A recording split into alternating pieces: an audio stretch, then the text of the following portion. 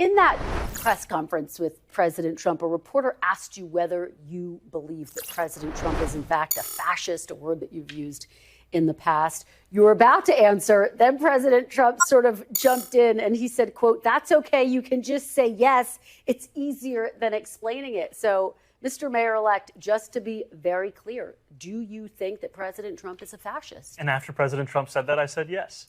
And so you do? And that's something that I've said in the past. I say it today. And I think what I appreciated about the conversation that I had with the president was that we were not shy about the places of disagreement, about the politics that has brought us to this moment. And we also wanted to focus on what it could look like to deliver on a shared analysis of an affordability crisis for New Yorkers.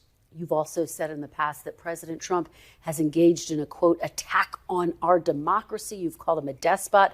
Do you still believe President Trump is a threat to the democracy?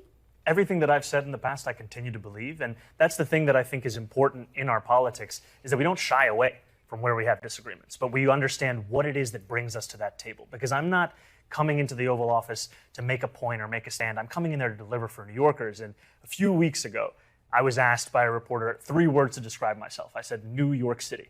And that's what animated that conversation. How do we deliver for the people of New York City? I think that some of your supporters would be curious to know, you say you stand by your past statements that, yes, he's a threat to the democracy. How do you square working with someone who you still think is a threat to the democracy?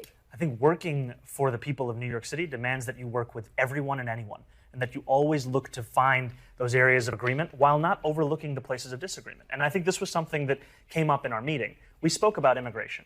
We spoke about the fact that in New York City, we have sanctuary city policies that allow for the city to work with the federal government on around 170 serious crimes.